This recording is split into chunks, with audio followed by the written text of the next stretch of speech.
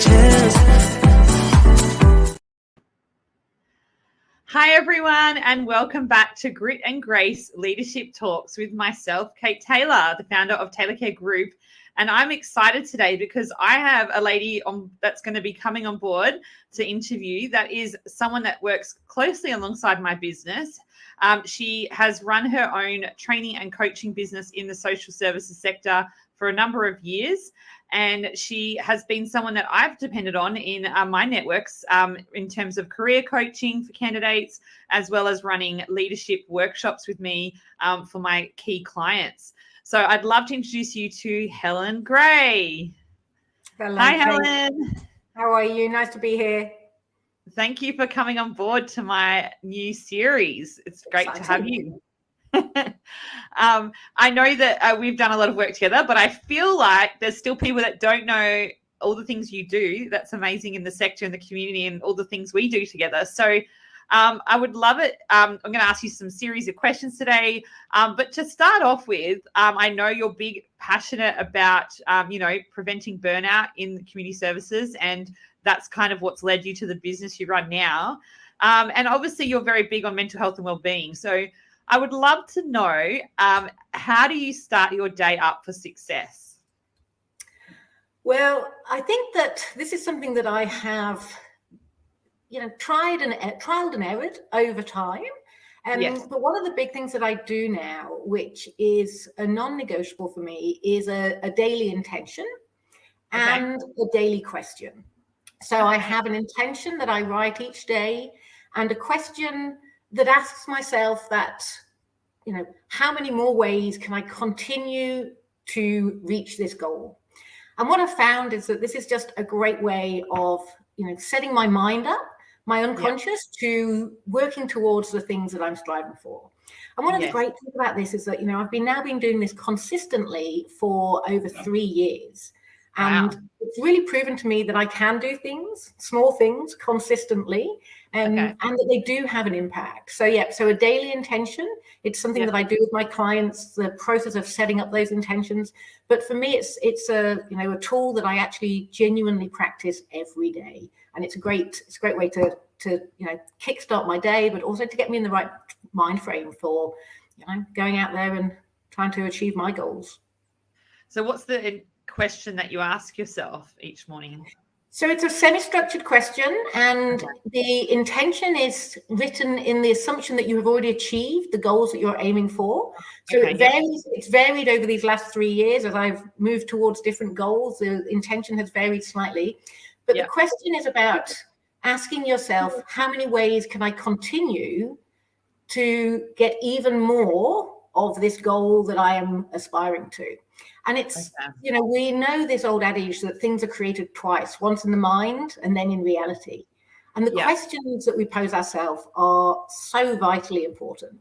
So this idea of setting yourself up in the morning with a question, which is presupposing your success and actually asking your mind to get creative, get playful, to open up the ideas of, well, how many more ways?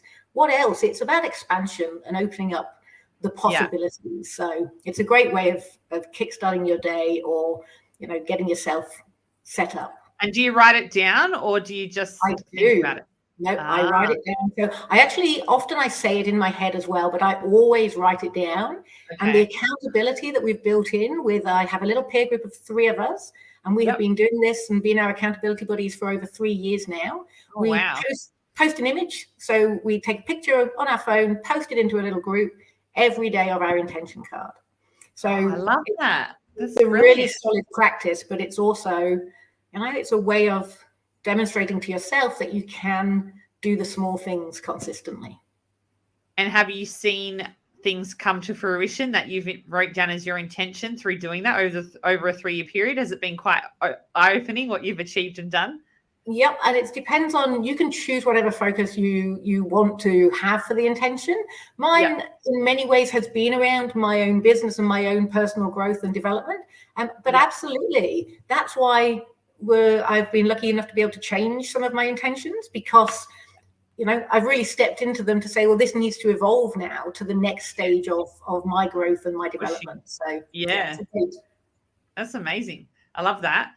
And I'd love to know, or the listeners would probably love to know, around your experience, your career path. Like, how did you get to where you are now, and doing the work that you're doing as a coach, as a trainer? Give us a bit of a rundown of what you did in your career.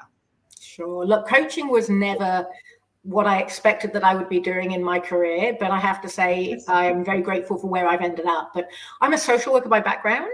Okay. For those of you who don't know me, I qualified back in, I like to say the last century, like 1999 to 2000 was when I studied my social work degree. So the last century, just to make some of us feel young and some of us feel old, and over in Belfast in Northern Ireland. And I started out my career doing statutory child protection social work.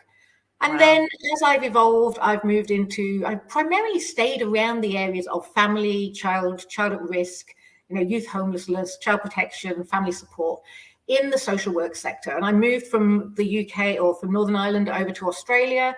I actually came on a career break. I just came for years of traveling and then forgot to go home, I always say. So I have been here now for 20 years. And then worked in the sector over here in those same areas, youth homelessness, child protection, family at risk. And it was only back in 2015 that my career took a very unexpected turn when I experienced professional burnout and vicarious trauma myself. And that was a pivotal point in my life, both personally, but also in my professional career, because unfortunately I had let my progression along that journey of burnout go far too far. And I describe it as falling over that cliff of burnout, falling over the edge. And almost, it seemed almost like, within a matter of days, I'd gone from being a highly effective social work manager to being, a sobbing wreck in a psychiatrist's office. The manager, the leader, had become the mental health client. And so that personal experience led me to a number of years of recovery, of curiosity, of trying to find the answers. What was I missing? What did I do wrong? How could I have fixed this? In that journey also came a great realization of the vital importance of putting ourselves first. And so my career path has changed to one where now I focus my time, my energies, and my passions on working with other practitioners, with other leaders, with other managers to help them to find ways to keep doing the work they love in our sector, but also in wider sectors without burning out. Because, my mantra is very much that, the work we do, especially when we're in the welfare field, when we're in these caring professions, it should impact us. It should impact us. But it shouldn't make us ill. No. So I now really embrace a mixed model. I supervise new and emerging social workers to start to implement mindset changes from the beginning about the importance of professional self-care. I work with teams and I do training around burnout, vicarious trauma and well-being. And then I do coaching one-on-one with individuals, with leaders to support them to get clarity, find purpose, and really be able to sustain doing the work they do. So whilst it was definitely a hurdle and a challenge, I do believe that the things that we go through in life sometimes allow us to get to a point where we can be make our biggest contribution. So. Well, you've definitely done that. And I think it's using that pain for a purpose, isn't it? You've really found a way to use what's, a rock bottom moment in your life as a career. Like, it would have rocked everything in your world at that time. I think a lot of people would be like you, where they just so busy looking after everyone else in the industry that they forget that they need to look after themselves. Like, whole thing of like, put your own oxygen mask on first before you put on the others around you. And I think people think because they're trained in social work, cycle counseling, that they don't need to do this stuff themselves. And I'm like a big believer that, we all can improve, we can all grow, we can all work on ourselves and do something to better ourselves all the time, and look at new routines, look at new things that are working or not working in your life. And down to, like you said, the daily practices, like what is it that I need to be doing daily to look after myself and put myself first. And I've found that recently I've been trying to do that. I'm on a new health kick at the moment. And I've been doing a lot of inner work on myself, had some, some deep therapy sessions with a professional, and it's helped me understand a lot of things about myself. And now I'm trying to implement like a better lifestyle choices. And I think we can always be growing and learning. And people go, oh, but you're always doing all this stuff, Kate. And it's like, no, I still need to keep doing it so I can keep showing up and be the best that I can be. And I still want to evolve and grow and challenge my thinking and learn new things and help others do the same. Yeah. So, and I think what you say there, Kate, was really important. This idea that for professionals, for practitioners, for managers who work in the caring sector, there's an assumption that they know what's happening. One of the biggest challenges that I faced was that I didn't have a language around what I was experiencing. I didn't have a framework to make sense of what I was experiencing. And therefore I turned it inwards and assumed it was a deficit in me, assumed it was my fault. Well, what should I be doing? Yeah. And one of the important messages I think we need to be sharing is the fact that, burnout and the impact of your work on your well-being is not an individual deficit. No. It is often a mix of that individual level, the organizational level, and the systemic level, the expectation put on us. And so we need to pose the question about how do we support people to thrive better in the workplace at all of those levels? Because if we only focus on what you as an individual should and could do, we miss the fact that this is actually a workplace and organizational responsibility. And it's about, like you say, the systemic, it's about the messages, it's about the way that society expects people to, to act in the workplace. So there's a lot more complexity behind not only understanding the impact of burnout and vicarious trauma, but also starting to implement practices individually, team leadership levels, and systemically to actually bring about change. Yeah, and I definitely think that's become a lot more apparent in general to workplaces since COVID. I feel like this conversation around mental health and wellbeing is like, even in corporates now, they're implementing a lot of different tools and wellbeing supports, which were never around prior. So I think it's kind of brought that to the forefront that mental health and your employee wellbeing is critical to your business success now, which is awesome. Are you finding that people in the not-for-profit or government sector are in community services are now embracing that a bit more, or you think it's still got a way to go? I think there is, like you say, a lot of movement towards acknowledging that these are issues that need to be addressed and looked at. But it's a complex area. It's not a quick fix. No. And this is one of the challenges. I think this is one of the benefits of the systemic levels, the new psychosocial hazard legislations that are coming in about saying this has to be looked at, not just as what can we add on to make you feel better. The fruit bowls and the yoga sessions, absolutely wonderful to have within your workplace environment. But also, how do we have the conversations where we start to, as leaders, as organizations, we start to really understand and connect with the people who are working in our organizations to understand what these psychosocial hazards, what these pressures, what these stresses are from their perspective. Far too often, it's about a sense of, well, this is what needs to happen. And people within the organization are saying, but we need this. And so I think that one of the great things that, this new legislative sort of like approach is going to expect organizations to do is really have those consultations, those open two-way conversations so that there is a genuine hearing about what the psychosocial hazards and pressures and risks in the workplace are. Because only when we have that open conversation, only when we start to really address and understand those risks, can we then start to put in the organizational, the systemic things to mitigate them? Otherwise we're at a mismatch. We're putting in this, we're putting in the yoga, but it's the workload. We're putting in the healthy eating, but it's the expectation that you work through your lunch break.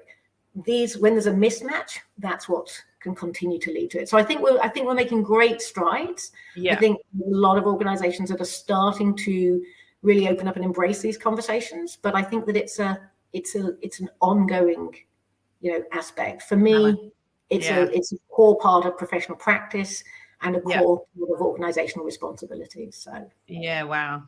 I know it's an ongoing thing, and I think it's great that companies can contact you on your website or get in touch through our website. We've got Helen Gray as one of our team, as someone that we outsource to with different coaching needs. So whether you're an executive right through to a new grad, Helen can help you. So I've had so many candidates and clients work with you and have a session prior to, interviews or dealing with a challenge or not knowing what their next career move is.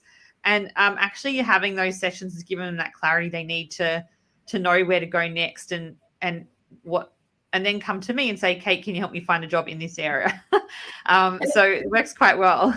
Yeah, but again, Kate, you're picking up there on something that's really important, because in the workplace well-being frame, we have to be working in a preventative model, not a reactive model. So we don't want to be waiting until all the signs and symptoms, the red flags are all raising around burnout and well-being before people get access to services and support. So actually, practices like coaching can be a really good preventative tool to help people get clarity, to help people understand, where they're at, the reality that they're in, but then also start to make, informed, intentional decisions about the actions that they want to take. Yeah, unfortunately, in my work experience, I left it too late. And that meant that I did, lose my practicing career for a long time. And, my wish is that we don't lose skilled and experienced practitioners to our sector because of, people not getting or not giving themselves permission to get the support they need early enough on in that journey. Yeah, because I know you get internal supervision from your managers in social work, but I feel like, there should be something where you have an external supervisor like psychs do, like counsellors do, social workers need the same. And I think that should be, a standard in the industry, not something that's just, for certain fields, because you guys are experiencing as social workers quite a lot of, like you said, that vicarious trauma and a lot of on the ground stuff that, psychs and counsellors do get to hear as well. But often it's the social workers that are going in when a child needs to be removed from their home if they're not safe, or, someone that's homeless on the street, going in and working out what they need and case managing them to get the help that they need, So it's like that frontline stuff where I think is missing that supervision and support. So don't be afraid to, if you're listening to this, don't be afraid to go and be proactive in that, whether you have to pay for it yourself, whether it's approaching your employer and saying, is this something as a business we could do, supporting a number of sessions per year with a career coach or counsellor, or whether it's, EAP as well in workplaces. It is there for a reason. It is confidential. A lot of people don't realize that. Your employer will not know if you use it. So definitely encouraging that is really important. Because, and encouraging that early use, Kate. Yes. EAP used as a preventative tool can be really supportive. So it's about saying, how do we use these? How do we build up the network, whether that is a personal network, whether that is a professional network, whether that is a therapeutic or support network? How do we build up the networks that as women, as practitioners, as welfare sector people, as leaders, how do we build up that network that we need to be able to have the support and bounce off, so that as we go through the ebbs and flows, life's not meant to be easy. It's not going to be smooth sailing, especially not when you're working in our sector. But it's about making sure that you value and know that your health and well-being is a priority, and start to, get access, say, individually, organizational levels, to the services and supports that you need to be proactive, to be preventative, to get the boost, the support. So it's not just about mental health support at the point of crisis. It's actually about, well, how do we build our awareness? How do we build our self-compassion? How do we develop our understanding about using the work that we do and being able to find the positives and the vicarious resilience from our work, rather than being exposed only to the vicarious trauma side of it. So there's so many ways that, individually, organizationally, and as a sector, we still need to really put the investment in the practitioners at a much earlier stage throughout people's careers. Yeah, and I think I sit on a lot of panels for interviews with clients, and I get to hear different people ask different questions to the panel at interview. And one of the things I loved to hear was a new grad social worker actually at interview asked the panel, what what is your stance around mental health and wellbeing in the workplace, and what kind of self-care and support do you have in place for someone like me if I was to come on board your business? And Fantastic. I was so impressed that she asked that. But it's about that not being seen as a flaw, not being seen as a taboo subject. No, it's just something that should be a given. Yeah, absolutely. The challenges of the work that we do, it's the impact of that is just an inevitable consequence of the work. So what is built in? What are the supports? And that fills my heart when I hear that new grads are the ones who are having those conversations, because, as I say, that's part of the work that I do with emerging social workers is supporting them to understand that this is part of their professional toolkit.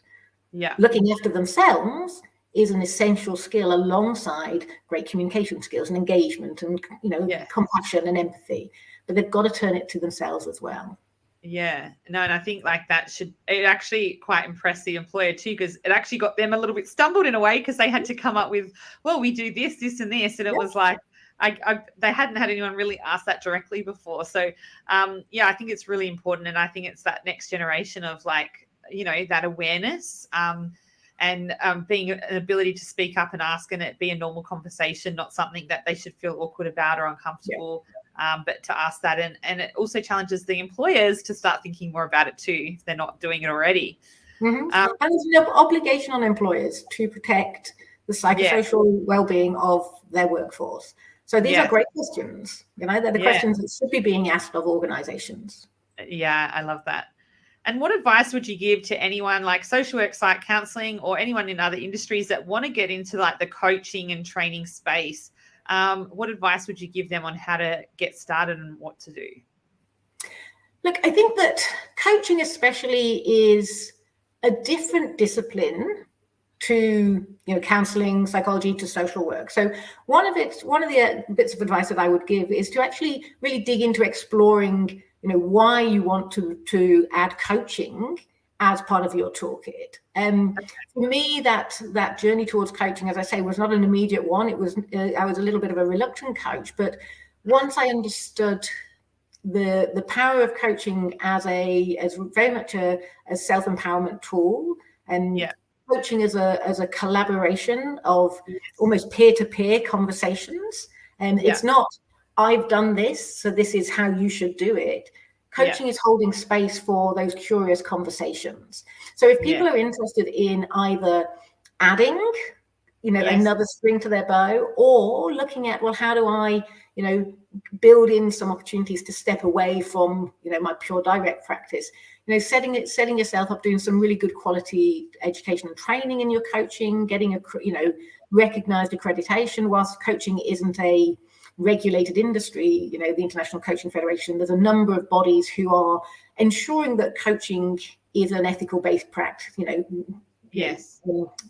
process. So I just encourage people to do some exploration, think about what it is in the coaching. There's lots of different ways and modalities of coaching, and then really equip themselves with some quality training before they go out there and add that into their toolkit. But it's a great resource, not just if you want to do it as a professional practice, but also for yourself. It's a great resource for leaders. I thoroughly encourage emerging leaders to also do some coach training, so that they can understand the power of informal coaching as part of their leadership.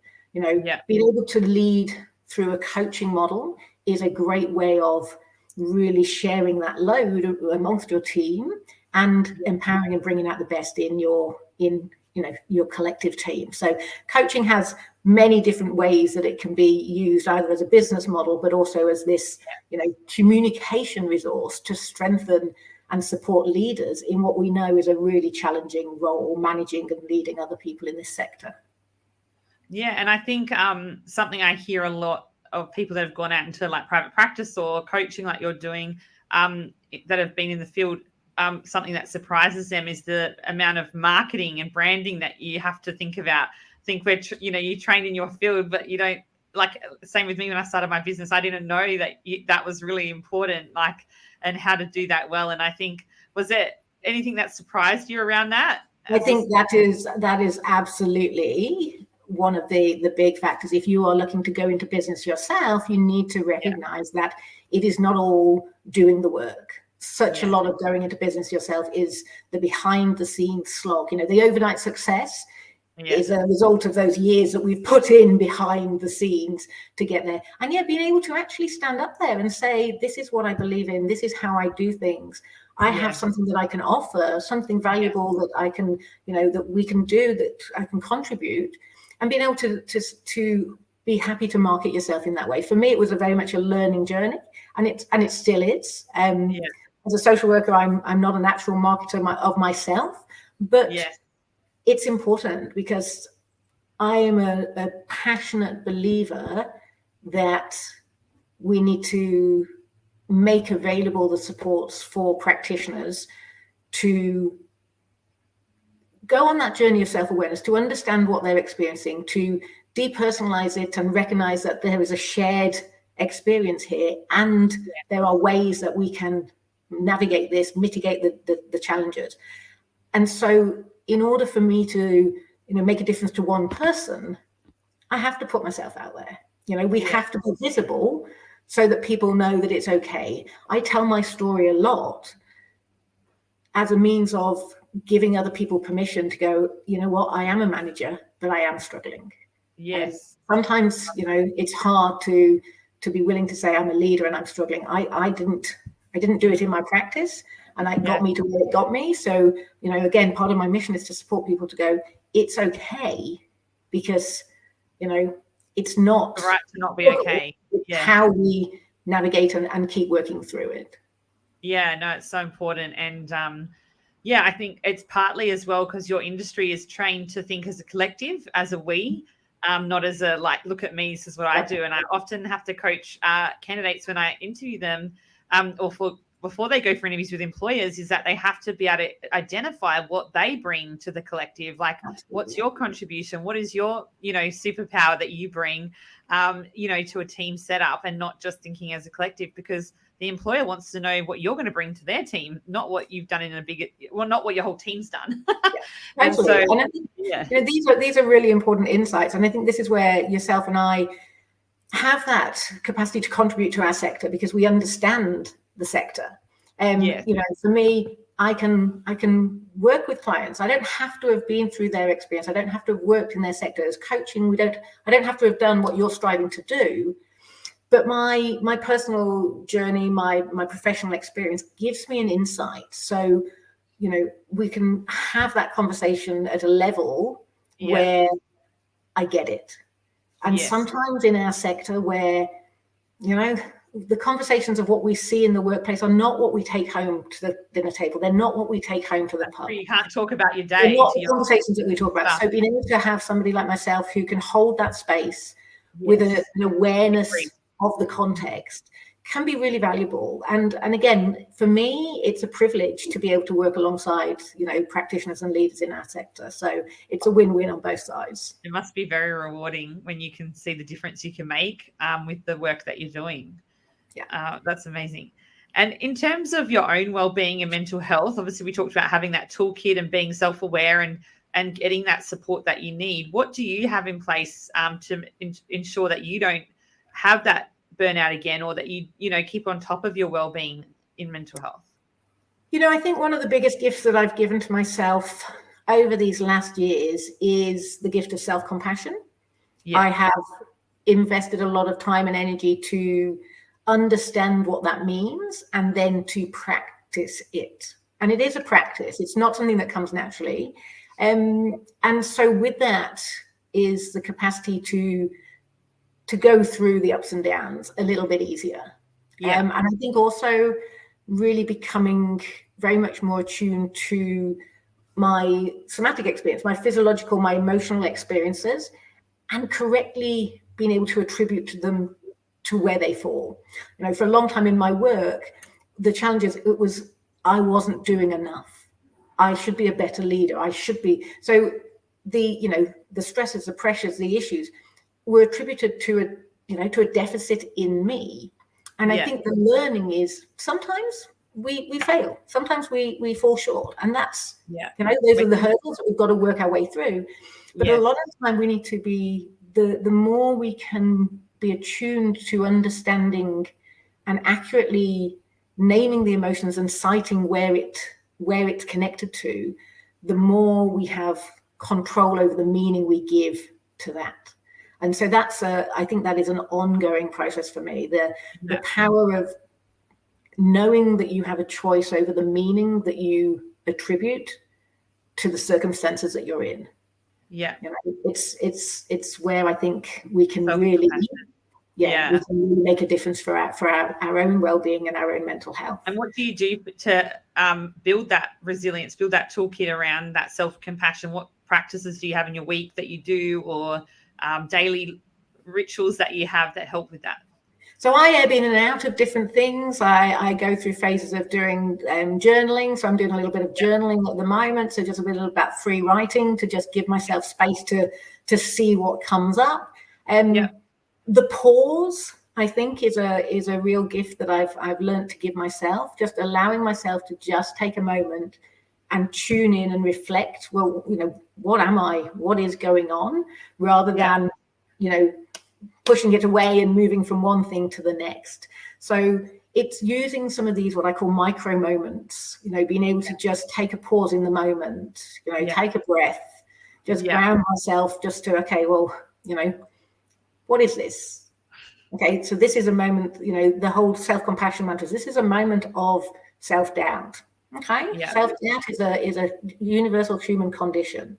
What do I need in this moment of self-doubt to feel good about it myself? Okay, maybe I need to give myself, a few minutes off. Maybe I need to go and have a walk in the sunshine. That idea of really being able to acknowledge the emotion. Yes. Acknowledge that it's a human thing. You and I are not going to experience the same thing. No. But the emotions are a human condition. Yes. Then that vital thing is asking yourself, well, what do I need in this moment to be kind to myself? Yeah. And that is very much embedded in the self-compassion work of Kristen Neff, which is, I think was really influential in my recovery and my growth post burnout. So. Okay. Wow. And that's amazing. I guess that having that grit and grace in your leadership is what's going to help people to last the distance and to have that empathy and compassion and love for themselves as well as their team. But that grit to kind of pick yourself up and keep going as well, even when it's hard, and having that courage and that bravery to try something new or do something different if it's not working, like you did with your business, just showcases that beautifully. And I love the title there, Grace, the title of Grit and Grace, but I think we need the grit, we need the determination, but we also need to give ourselves the grace. We need to give ourselves the grace for that we are doing our best, we are striving, and that's part of it.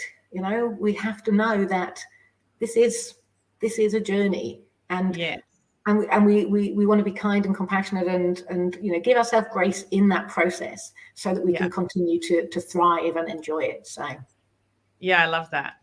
And so I'm a favorite person for quotes and affirmations, and so I'd love to know what your favorite quote is in life or leadership that really showcases that grit and grace. Well, mine is a quote that has been really important to me from the early days of my work in grassroots youth work. And, I'll probably butcher the original quote, but it's that whole idea of it's not the falling down, but it's the getting back up that counts. And I think that, in those early days, it had one meaning, but now I think that it also embraces that idea of we have to fall forward. We have to, especially in leadership, especially if we're, in our self-leadership, we have to fall forward. We have to allow ourselves to take risks, take challenges, embark on new adventures. And often or not, they might fall flat. Things might happen.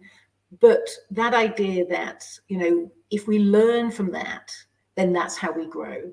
So I think as I've evolved, as I've grown, that quote has grown with me, but it is still an absolute mantra of mine. It's not the falling down. It's how and the getting back up that matters. Yeah, I love that. Oh, thank you so much. I've loved our chat today. And if you would love to get in touch with Helen Gray, please do. We'll put the contact details in the comments of this, and would love to, connect again soon. Helen, thank you so much for your time today. You're most welcome. Thank you so much, Kate, for all you're doing for the sector and putting these talks and this important message out there. So keep up with the great work. Thank you. Take care. Bye.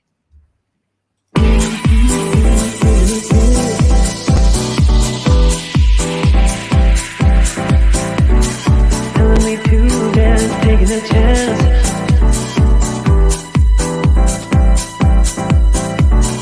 Telling me to dance, taking a chance. Thank you so much for being part of this episode today. If you would love to get in touch with myself directly, you can contact myself at my website, www.taylorcare.com.au, and we'd love to hear from you soon, or check me out on all the social media channels. Thank you.